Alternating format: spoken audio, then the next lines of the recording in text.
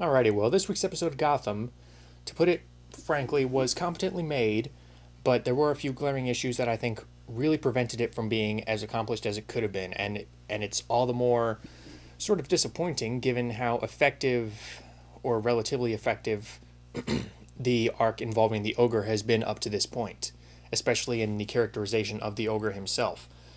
Although I should give a little context. The plot of this is the Ogre now has Barbara, and Gordon is trying to find her. Bada bing, bada boo.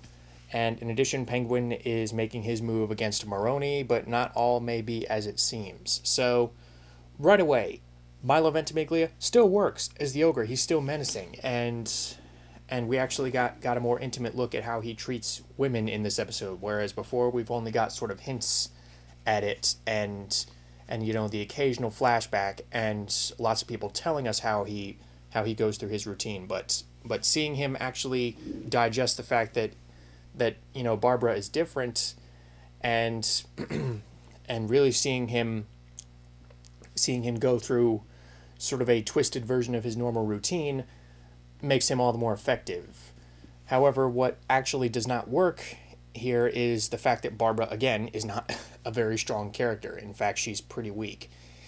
And now we don't even have what they tried to establish in the previous episode, which was, that she was this person who people were repelled by, who if they really got to know their personality, they would run screaming. All that is completely out the window as in favor of, the standard damsel in distress. I mean, really, she's pretty one note throughout this entire episode in that, she screams, she cries, and she says, Jim will find me, blah, blah, blah.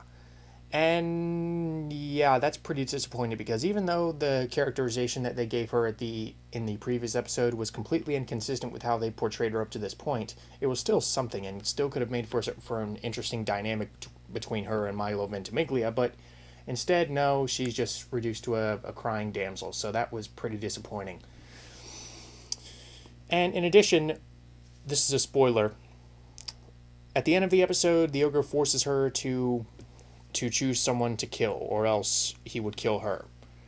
And she chooses her parents. Now, first of all, we've seen her parents in a total of one scene, and we know that they're not exactly on the best of terms. But even so, this still could have worked. Even though we didn't know anything about her parents, this still could have worked for her character. But it didn't, because we haven't really gotten any time to establish a genuine connection between her and her parents, or lack thereof.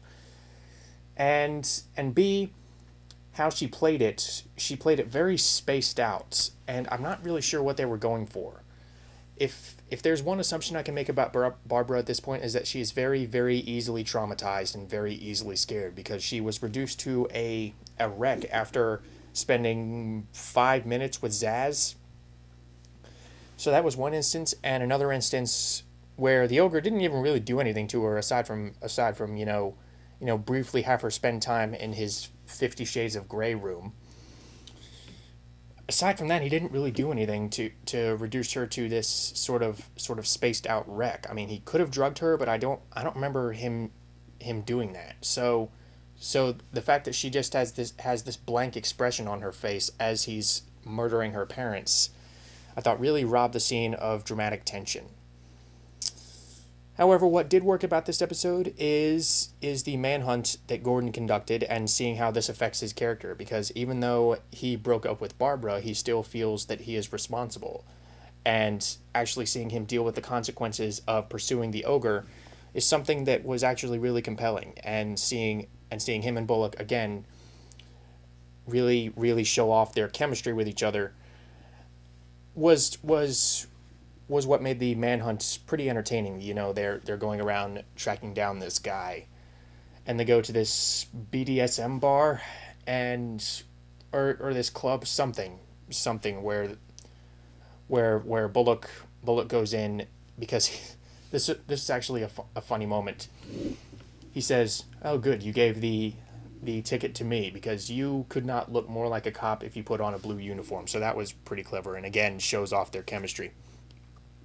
And in addition, what also worked about this episode is the Penguin stuff. Penguin actually For the entire episode, it seems like he's blatantly just trying to kill Maroni. He sends a hitman after Maroni, and he basically says, the guns are in this exact spot in the bar, and before you kill Maroni, I want you to say this to him. But at the end of the episode, twist, spoiler by the way, twist, the guns are empty or jammed or whatever. Penguin sabotaged the guns so that Maroni would think that Falcone put a hit on him. And as a result, Maroni starts attacking Falcone's guys, and this sparks a gang war. And Penguin is just going to sit back and let his two biggest competitors wipe each other out. So that was very true to his character, and it was a very interesting move. Unoriginal by this point, yeah, but still not any less intelligent. So one thing I was just kind of neutral towards was the Edward Nygma stuff. Edward Nygma killed the abusive cop in the last episode, and here he's just trying to dissolve the body while at the same time sort of trying to break the news to Miss Kringle. And he writes her a letter. It's supposedly from the dead cop. He writes her a letter. He basically goes to her, and it's this letter that he forged saying, go out, have a night on the town, don't wait up for me, go and enjoy yourself, blah blah blah. I had to leave. So it's a completely BS letter, and Nygma says sometimes you have to read between the lines. And after Miss Kringle leaves in a huff, presumably to go hook up with another jerk, Penguin or Nygma reveals the spelling of his last name, Nygma, on the left-hand side of the letter. Like each line is one letter, and I'm like, oh, really? I could have done without that, honestly, especially after the relatively interesting move that they played regarding his character in the previous episode. Yeah, so yeah, that about sums up my thoughts on this penultimate episode of Gotham. And yeah, the gang war could make for some interesting casualties. Please die, Fish Mooney. I mean, Jada Pinkett is not coming back for season 2, but let's make it so she can't come back ever, please. So yeah, those are my hopes for the next episode. Disappointing conclusion to the Ogre arc, but what can you do?